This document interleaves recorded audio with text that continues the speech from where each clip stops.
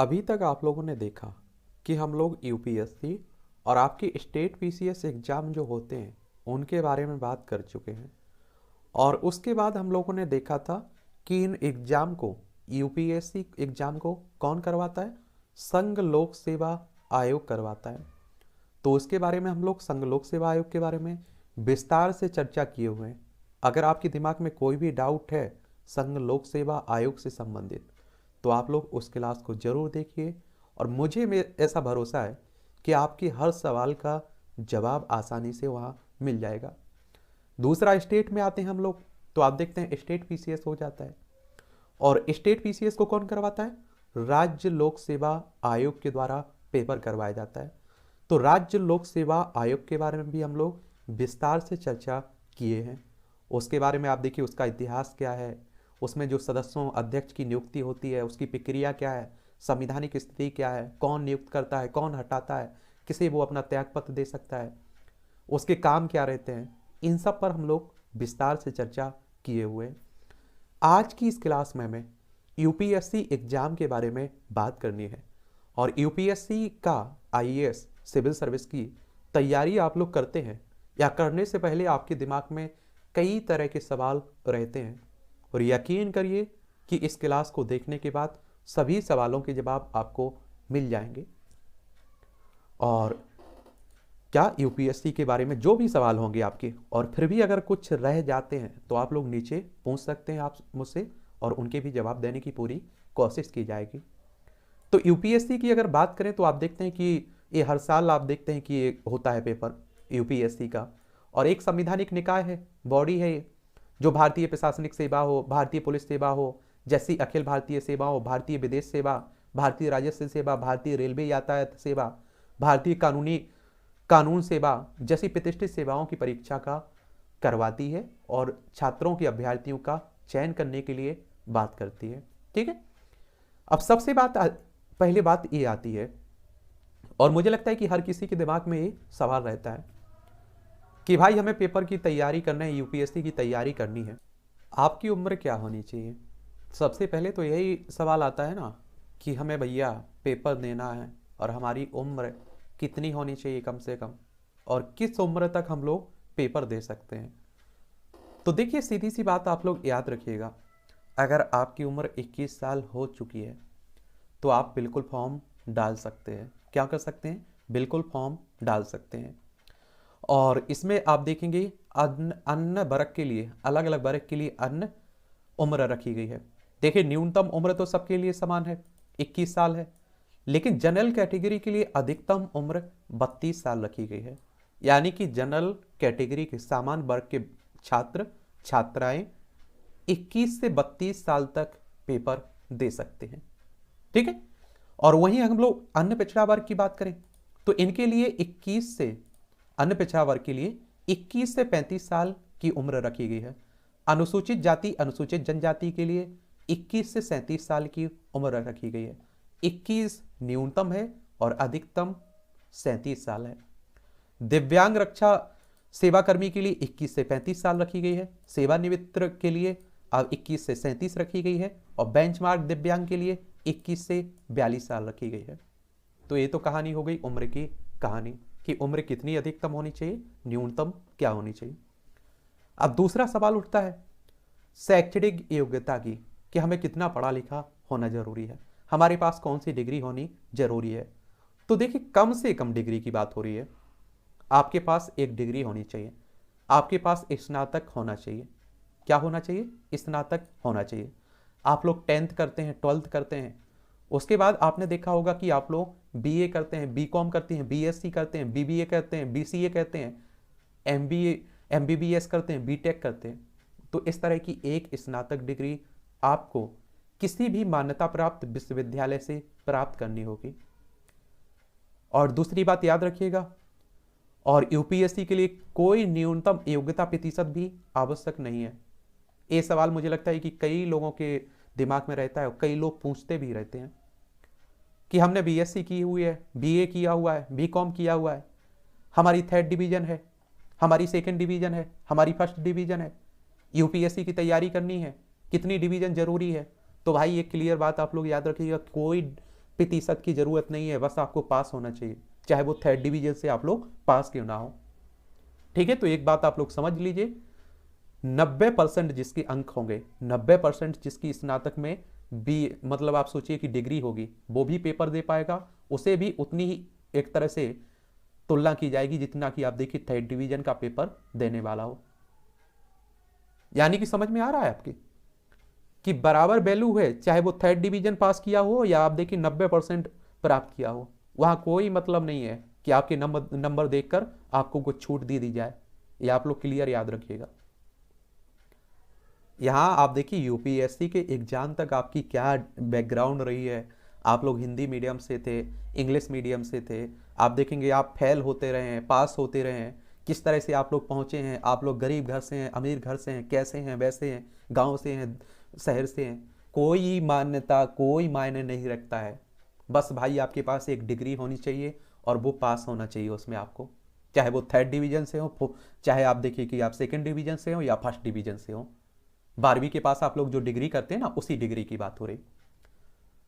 एक सवाल और आता है कि हम अंतिम साल में, मतलब आप सोचिए कि बीएससी की डिग्री आप लोग प्राप्त कर रहे हैं और मतलब आप सोचिए 2 साल आपके खत्म हो चुके हैं, अंतिम साल आपका चल रहा है, तो क्या आप फॉर्म डाल सकते हैं? तो देखिए भाई बिल्कुल डाल सकते हैं, क्योंकि आप देखते हैं कि बीएससी या बीकॉम या बीए किसी भी डिग्री के नंबर आप लोगों को वहां नहीं भरने होते हैं, लेकिन आप देखिए मुख्य परीक्षा तक आपका रिजल्ट आ जाना चाहिए। ठीक है, तो ये आप लोग याद रखिएगा। और अपेयरिंग में डालते भी तो हैं लोग। अब देखिए बात आती है संख्या अटेम्प्ट्स, आप लोग सुनते हैं कि हम लोग कितने बार फॉर्म भर सकते हैं, कितने बार पेपर दे सकते हैं। प्रीलिम्स की बात हो रही है, और जब प्रीलिम्स पास करोगे तभी तो मुख्य परीक्षा में पहुंचोगे। तो आप देखिए कि 21 साल से अधिकतम आपकी उम्र है, तब तक आप लोग फॉर्म डाल सकते हैं, चाहे वो जनरल कैटेगरी का हो या आप देखिए वो पिछड़ा वर्ग का हो या एसटी एसटी का हो। लेकिन एक बात आप लोग याद रखिएगा, सामान्य वर्ग के और अन्य पिछड़ा वर्ग के व्यक्ति को, छात्रों को ये बात याद रखनी होगी। आप लोगों ने फॉर्म डाल दिया, आप पेपर देने नहीं जा रहे हैं, आपका अटेम्प्ट काउंट नहीं होगा। मैं क्या कह रहा हूं, मैं ये कह रहा हूं, मान लीजिए मैंने फॉर्म डाला या आपने फॉर्म डाला, फॉर्म डाल दिया, लेकिन प्रीलिम्स का प्रारंभिक परीक्षा का एग्जाम देने नहीं गए हैं, तो आपका काउंट अटेम्प्ट काउंट नहीं होगा। लेकिन अगर आप लोग पेपर देने जाते हैं, एक पेपर भी आप लोग देते हैं और दूसरा सीसेट का छोड़ देते हैं, तब भी आपकी काउंट होगा, अटेम्प्ट काउंट हो जाएगा, एक अटेम्प्ट आपका घट जाएगा। और सामान्य वर्ग के लिए 6 बार प्रीलिम्स का पेपर दे सकता है और अन्य पिछड़ा वर्ग के लिए, ओबीसी वर्ग के लिए 9 बार पेपर दे सकता है प्रीलिम्स का। ठीक है, तो ये आप लोग याद रखिएगा। और अनुसूचित जाति अनुसूचित जनजाति के लिए कोई सीमा नहीं है, उनकी अधिकतम आयु जब तक नहीं हो जाती है तब तक वो लोग फॉर्म डाल सकते हैं, पेपर दे सकते हैं। और फीस की बात आती है कि फीस कितनी होती है, तो जनरल कैटेगरी के हो गए, ईडब्ल्यूएस के हो गए, पिछड़ा वर्ग के हो गए, जो लड़के हैं, पुरुष हैं, उन्हें 100 रुपये फीस रखी गई है और मुख्य परीक्षा की 200 रुपये फीस रखी गई, यानी कि कम ही फीस रहती है, ज़्यादा फीस नहीं रहती है।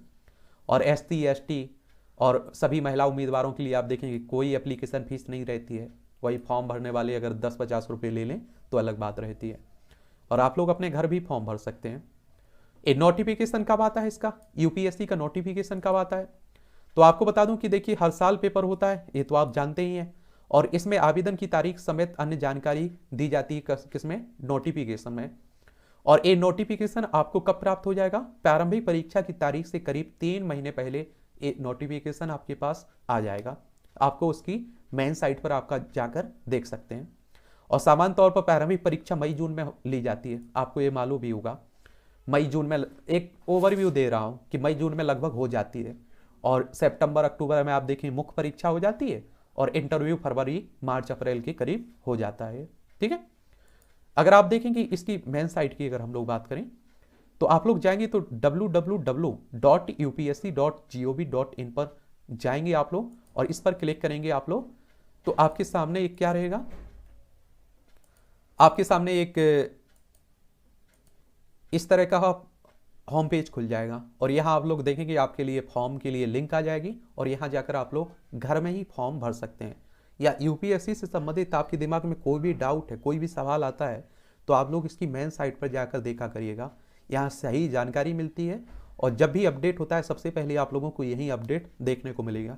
क्योंकि आप देखते हैं कि कई साइटें आजकल उपलब्ध हो गई, नकली साइटें बनाकर भी दिखाने लगे हैं, तो बड़ा परेशानी भी होती है, तो जरूर ध्यान रखा करिएगा इसमें, ठीक है। फिर देखिए आगे आती है कैसे आवेदन कर सकते हैं, तो आपको बताया कि ऑनलाइन होता है ये आवेदन और आप लोग इसकी साइट पर जाकर आवेदन कर सकते हैं, ठीक है। एक और सवाल है, और ये सवाल आप लोगों में से कई लोग पूछते भी हैं कि मैंने एक फॉर्म भरा और उसमें कुछ गलती हो गई। पहले तो मैं यही कहूँगा कि आप लोग बड़े ध्यान से 2-4 बार पढ़ लिया करिएगा और तभी फॉर्म जब सही जानकारी पूरी भरी हो तभी सबमिट किया करिएगा या भरवाया करिएगा, बड़े चेक कर लिया करिएगा, क्योंकि इसमें सुधार की कोई गुंजाइश नहीं होती है, सुधार करने के लिए कोई ऑप्शन नहीं होता है। लेकिन एक ऑप्शन बचता है कि आप दूसरा फॉर्म भरिए, उस पहले वाले फॉर्म को और उसकी जो फीस दी है आपने उसे भूल जाइए आप, ठीक है। तो ये आप लोग जरूर याद रखिएगा, आवेदन में सुधार का मौका तो नहीं होता है। अगर आपके द्वारा किए गए आवेदन में कोई गलती रह जाती है, फिर भी कोई गलती हो जाती है और आप उसे सुधारना चाहते हैं, तो आपको फिर से एक नया आवेदन भरना होगा, उसके लिए नई फीस देनी होगी आप लोगों को, और लास्ट में जो आवेदन आप लोग करते हैं वही मान्य होता है। तो ये भी आप लोग याद रखिएगा, ठीक है। आगे आप देखेंगे ये कितने यूपीएससी का एग्जाम कितने स्टेज में होता है, कितने चरण होते हैं, कितने पेपर होते हैं, ये आप लोगों के दिमाग में आता है। तो सबसे पहले आप देखते हैं कि फॉर्म भरते हैं आप लोग, और उसके लगभग 3 महीने के बाद आपके प्रीलिम्स हो जाता है, और प्रीलिम्स में आप लोग 2 पेपर देखते हैं। कितना? 2 पेपर आप लोगों को देखने को मिलते हैं, जिसे आप लोग क्या कह देते हैं, पेपर पहला कह देते हैं, जिसे आप लोग क्या कह देते हैं, सामान्य अध्ययन पेपर फर्स्ट, और दूसरे पेपर को आप लोग कह देते हैं सी सेट कह देते हैं कई बार आप लोग। और मुख्य परीक्षा में आप लोग देखेंगे तो 9 पेपर होते हैं, टोटल 9 पेपर होते हैं। और इंटरव्यू की बात करें तो एक इंटरव्यू होता है, ये आप सभी जानते हैं। परीक्षा का मोड आप सभी जानते हैं कि ऑफलाइन होता है, कोई आप देखते हैं कि कोई ऑनलाइन का सिस्टम नहीं है यूपीएससी में एग्जाम का। और यूपीएससी पेपर प्रीलिम्स एमसीक्यू आधारित होता है। आप देखते हैं कि प्रीलिम्स का पेपर आप लोगों ने देखा है, और नहीं देखा है तो मैं हमेशा कहता हूं कि आप लोग जिस भी एग्जाम की तैयारी करें उसका पाठ्यक्रम यानी कि सिलेबस और पुराने क्वेश्चंस पेपर कम से कम 4 से 5 साल पुराने देख लिया करिएगा। तो प्रीलिम्स के अगर आप लोग पेपर देखे होंगे तो आपको मालूम होगा कि ऑब्जेक्ट रहते हैं, आप लोगों को टिक लगाना होता है, गोला भरना होता है, ठीक है। तो प्रीलिम्स आपका ऑब्जेक्टिव टाइप होता है। और जो मुख्य परीक्षा रहती है, क्या मुख्य परीक्षा रहती है, उसमें आप लोगों को लिखना होता है, उसमें आपके पास ऑप्शन लगाने का कोई नहीं रहता है, विवरणात्मक आप लोगों को लिखना होता है। परीक्षा में आंसर आप लोग लिखते थे ना, कॉलेज टाइम में थे आप लोग स्कूल टाइम में थे तो आंसर आप लोग लिखते थे, उसी तरह से आपको आंसर लिखना होगा। व्यक्तिगत परीक्षण यानी कि इंटरव्यू की बात करें तो बोर्ड सदस्यों द्वारा आपका साक्षात्कार लिया जाता है, इंटरव्यू लिया जाता है। अब थोड़ा हम लोग प्रारंभिक परीक्षा यानी कि प्रीलिम्स के बारे में थोड़ा और विस्तार से बात कर लेते हैं। तो सिविल सेवा परीक्षा का प्रथम चरण प्रारंभिक परीक्षा कहलाता है, और इसकी प्रकृति पूरी तरह से वस्तुनिष्ठ बहुविकल्पीय होती है, और जिसके अंतर्गत प्रत्येक प्रश्न के लिए दिए गए 4 संभावित विकल्पों ABCD में से एक सही विकल्प का चयन करना होता है। आपको क्या चयन करना होता है, और प्रश्न से संबंधित आपके चयन विकल्प को आयोग द्वारा दी गई OMR सीट में प्रश्न के सम्मुख दिए गए संबंधित गोले सर्किल में उचित स्थान पर काले बॉल पॉइंट पेन से भरना होता है। और जो OMR सीट रहती है ना, उत्तर पुस्तिका रहती है ना, बड़े ध्यान से आप लोग गोला भरा करिएगा, क्योंकि उसमें एक बार गलती हो जाती तो उसमें तो कोई ऑप्शन नहीं है कि सुधार आप कर सकें। तो ये आप लोगों को ध्यान रखना चाहिए। अब आप देखिए पहला क्वेश्चन है, उसमें आप देखिए D ऑप्शन है या B ऑप्शन है या C ऑप्शन है, A ऑप्शन है। तो उसके सामने पहले के सामने आप देखेंगे इस तरह, यहाँ आप लोगों को A पर लगा देना होगा। A सही आपको लगता है, B सही लगता है तो B को गोला भर देना होगा, ठीक है। और गोला भी अच्छी तरह से भरा करिएगा, काले बॉल पेन का यूज किया करिएगा, ये भी याद रखिएगा। सिविल सेवा प्रारंभिक परीक्षा 200 अंकों की रहती है, 2 पेपर होते हैं, और आप देखते हैं कि प्रत्येक पेपर 200 नंबर का रहता है। प्रारंभिक परीक्षा में 2 प्रश्न पत्र होते हैं। पहला प्रश्न पत्र सामान्य अध्ययन का होता है, जिसमें आपको 100 क्वेश्चंस देखने को मिलेंगे, 200 नंबर का रहेगा। तो आप लोगों की समझ में आ गया कि एक क्वेश्चन 2 नंबर का रहेगा। लेकिन दूसरा पेपर सिविल सेवा अभिव्यक्ति परीक्षा, जिसे आप लोग सी सेट कह देते हैं, इसमें 80 क्वेश्चंस रहते हैं, प्रश्न रहते हैं, और 200 नंबर का रहता है। और यह क्वालिफाई पेपर के रूप में है और सी सेट प्रश्न पत्र में 33% अंक प्राप्त करने आवश्यक होते हैं। कहने का सीधा सा मतलब ये है कि आप लोग प्रीलिम्स में 2 पेपर देंगे, पहला सामान्य अध्ययन पेपर और दूसरा सी सेट का। पहला पेपर आप लोगों को पहले पेपर में 100 क्वेश्चंस देखने को मिलेंगे, 200 नंबर का रहेगा, और दूसरा क्वेश्चन सी सेट जिसमें 80 क्वेश्चंस रहेंगे, 200 नंबर का रहेगा। मुख्य परीक्षा में पहुंचने के लिए पहले पेपर के आधार पर, सामान्य अध्ययन पेपर के आधार पर ही आपकी मेरिट लिस्ट बनेगी और आप लोग मुख्य परीक्षा में पहुंच पाएंगे। जो सी सेट होता है इसमें केवल आपको क्वालिफाई करना होता है, 33% नंबर आप लोग लाने होते हैं। लेकिन, और ये लेकिन बहुत महत्वपूर्ण है, मान लीजिए आपके सी सेट में एक क्वेश्चन से आप लोग पूछते रहते हैं, किसी भी तरह से क्वेश्चन पूछ सकते हैं आप लोग, आज़ादी है आपको, लोकतंत्र है भाई। तो आप देखेंगे आप लोग कह देते हैं कि सर हमारे मान लीजिए प्रीलिम्स में 90 क्वेश्चन सही हैं, 100 क्वेश्चन सही हैं और सी सेट में हम 33% नंबर प्राप्त नहीं कर पाए हैं, तो क्या हम मुख्य परीक्षा में पहुंच पाएंगे? बिल्कुल नहीं पहुंच पाओगे। क्या? बिल्कुल नहीं पहुंच पाओगे। और इसी तरह आप देखिए, अगर सी सेट में आपके 200 में से 200 नंबर हैं, यानी कि 80 में 80 क्वेश्चन सही हैं, और आप देखेंगे कि आपका उसमें सामान्य अध्ययन पेपर फर्स्ट में, सामान्य अध्ययन के पहला पेपर जो होता है उसमें आप लोगों की बिल्कुल स्थिति खराब है, तो क्या आप पहुंच पाओगे? तब भी नहीं पहुंच पाओगे। तो दूसरे पेपर में आपको 33% नंबर चाहिए ही हैं, और पहले के आधार पर आप देखिए मेरिट लिस्ट बनेगी और आप मुख्य परीक्षा में पहुंच पाएंगे।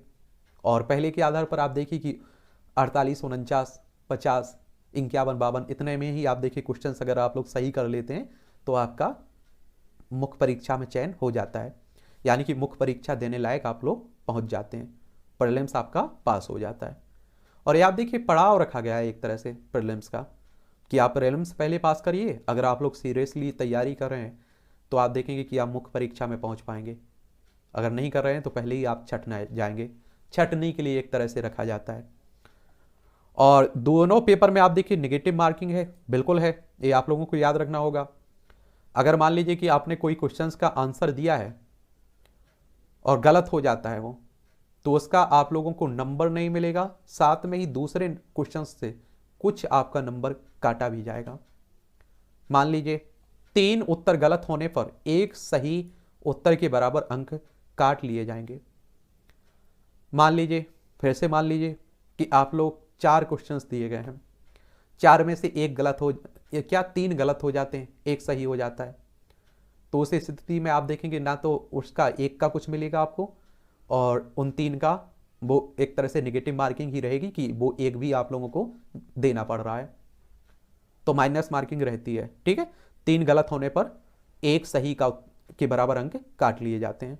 और एक सवाल और आप लोगों के दिमाग में रहता है कि आप लोग छोड़ देते हैं, आप लोग उसका आंसर ही नहीं देते हैं किसी क्वेश्चन का। तो भाई देखिए, गोला नहीं लगाते हैं आप लोग, आंसर नहीं देते हैं, तो ना तो उसका आपको मिलेगा और ना ही उसका कटेगा। ठीक है, ये आप लोग याद रखिएगा। कोई आप लोगों को ना, अगर छोड़ देते हैं क्वेश्चंस का आंसर देना, तो आपको कुछ नहीं भुगतान करना पड़ेगा और ना ही कुछ उसका मिलेगा आपको। ठीक है, ना तो पुरस्कार मिल रहा है, ना ही आपको दंड दिया जा रहा है। और प्रारंभिक परीक्षा में कट ऑफ का निर्धारण सिर्फ प्रथम प्रश्न पत्र यानी कि सामान्य अध्ययन के आधार पर किया जाता है, आपको बता चुका हूं। फिर आप देखते हैं कि प्रीलिम्स जो लोग पास कर लेते हैं तो वो मुख्य परीक्षा में पहुंचेंगे, और मुख्य परीक्षा में आप देखते हैं सिविल सेवा परीक्षा का दूसरा चरण, जिसे मेन परीक्षा कह देते हैं, मुख्य परीक्षा कह देते हैं आप लोग, लिखित परीक्षा कह देते हैं कई लोग। तो प्रारंभिक परीक्षा का उद्देश्य सिर्फ इतना है कि सभी उम्मीदवारों में से कुछ गंभीर और योग्य उम्मीदवारों को चुन लिया जाए और वास्तविक परीक्षा उन चुने हुए उम्मीदवारों के बीच आयोजित कराई जाए। आप लोग प्रीलिम्स देने जाएंगे तो आप देखेंगे कि जिन्होंने बिल्कुल पढ़ा भी नहीं है वो भी प्रीलिम्स का पेपर दे रहे हैं, क्योंकि 100 आप देखिए रुपया फीस रखी गई है और दे आइए, कौन सी आपके पास डिग्री है, दे आइए। लेकिन आप देखिए मुख्य परीक्षा में वही लोग बैठ पाते हैं, वही आप देखते हैं कि आंसर राइटिंग कर पाते हैं जिन्होंने पढ़ा है, जिन्होंने मेहनत की है। तो उसी छटनी के लिए एक तरह से आप देखिए कि जो सीरियस हैं वही आगे पहुंच पाएं, तो इसी के लिए प्रीलिम्स रखा गया है। मुख्य परीक्षा आप देखेंगे, मुख्य परीक्षा में आप देखेंगे टोटल 9 पेपर होते हैं, आपको बता चुका हूं, एक बार फिर से आपको बता देता हूं। 2 तो आपके क्वालिफाई पेपर होते हैं, इंग्लिश का होता है और एक रीजनल भाषा होती है, और दोनों के लिए 3-3 घंटे का समय रहता है आपको। और आप देखेंगे कि 300 नंबर के दोनों पेपर रहते हैं। फिर आप देखते हैं कि 4 आपके जीएस के पेपर होते हैं, और फिर आप देखेंगे कि ऐसे होता है आपका 4 उसके हो गए, ऐसे हो गया, और दो एक क्वालिफाई पेपर हो गए, 7 हो गए, और 2 आप देखेंगे ऑप्शनल के होते हैं। अगर आप मान लीजिए कि आप लोगों ने जियोग्राफी या आप देखिए हिस्ट्री ली है ऑप्शन में, तो उसके 2 पेपर होंगे, हिस्ट्री के 2 होंगे, और अगर आप लोगों ने भूगोल लिया है, जियोग्राफी ली है, तो उसके भी 2 पेपर होंगे। इस तरह से टोटल आपके 9 पेपर होते हैं, और ये सभी आप देखेंगे कि 1750 अंकों के होते हैं, ये आप लोग याद रखिएगा। जिनमें से आप देखेंगे 1000 अंक के, 1000 नंबर के आपके सामान्य अध्ययन के लिए पेपर होंगे, 4 प्रश्न पत्र होते हैं ना, 250 नंबर के, ठीक है, प्रत्येक पेपर 250 नंबर का, और 500 अंक के वैकल्पिक विषय होंगे। जो वैकल्पिक पेपर आप लोग देखते हैं, इतिहास आप लोग कहते हैं, हमने ऑप्शनल क्या रखा है, वैकल्पिक विषय क्या रखा है, इतिहास रखा है, तो उसके 2 पेपर होंगे, 250 नंबर के होंगे ये, ठीक है। तो ये आप लोग याद रखिएगा इसके बारे में। और आप देखेंगे 250 अंक निबंध के लिए निर्धारित किए गए, किसके लिए, 250 अंक आप लोगों के लिए निर्धारित किए गए हैं इकाई के निबंध के लिए, तो ये भी आप लोगों को याद रखना होगा। और प्रीलिम्स के लिए आपको शायद बताया नहीं है, बता देना चाहता हूं कि 2-2 घंटे का समय मिलता है उसके लिए, तो ये आप लोग जरूर याद रखिएगा, क्या जरूर याद रखिएगा आप लोग, ठीक है। ये क्वेश्चंस कई बार कई बच्चे पूछते हैं ना, तो ये आप लोगों को 2 घंटे का समय रहता है पहले पेपर के लिए प्रीलिम्स के, दूसरे पेपर के लिए भी आपके 2 घंटे आपको मिलता है। अगर देखिए हम लोग बात करें मुख्य परीक्षा की, तो आप देखते हैं कि आपको जैसा कि बताया कि 9 पेपर होते हैं।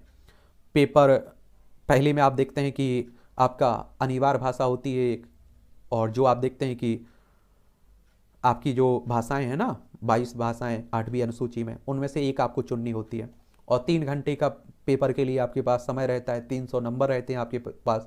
दूसरा पेपर अंग्रेजी का रहता है, एक क्वालिफाई पेपर है ये दोनों, ठीक है, और 3 घंटे का इसके लिए समय रहता है, 300 नंबर का रहता है। और आप देखते हैं कि पेपर फिर निबंध आप लोग देखते हैं, और उसमें 3 घंटे का समय रहता है, 250 अंक रहते हैं आपके पास, नंबर रहते हैं। फिर आप देखते हैं कि सामान्य अध्ययन पेपर फर्स्ट, ये 3 घंटे रहता है, 250 नंबर रहते हैं। सामान्य अध्ययन पेपर सेकंड, 3 घंटे का समय, 250 नंबर। सामान्य अध्ययन पेपर 3 घंटे का समय, 250 नंबर। सामान्य अध्ययन पेपर 4, 3 घंटे का समय, 250 नंबर। विकल्प में आपको पहला पेपर, इसमें आप देखेंगे 3 घंटे का समय, 250 नंबर, और वैकल्पिक पेपर दूसरा, 3 घंटे का समय, 250 नंबर। इस तरह से आप लोगों को देखने को मिलेंगे, ठीक है। और मुख्य परीक्षा में क्वालिफाइंग प्रवृत्ति के दोनों प्रश्न पत्र अंग्रेजी और हिंदी या संविधान की 8वीं अनुसूची में शामिल कोई भी भाषा आप लोग चुन सकते हैं।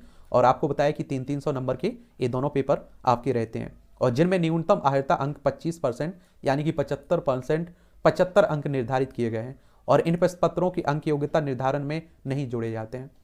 यानी कि 2 आपके जो पेपर होते हैं ना अनिवार्य रूप से, जिसमें एक आप देखते हैं 8वीं अनुसूची में से आप लोग एक भाषा चुन सकते हैं, हिंदी चुन सकते हैं अगर हिंदी क्षेत्र से हैं आप लोग, लेकिन इंग्लिश जरूरी रहता है। इन दोनों पेपर में आप देखें 300 नंबर रहता है, लेकिन एक क्वालिफायर है, यानी कि न्यूनतम अंक आपको 25% इनमें से लाना होगा, आप पास हो जाएंगे।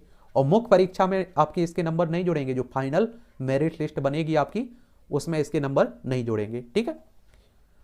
और फिर आप देखेंगे मुख्य परीक्षा के प्रश्न पत्र अंग्रेजी और हिंदी दोनों भाषाओं के साथ साथ प्रकाशित किए जाते हैं।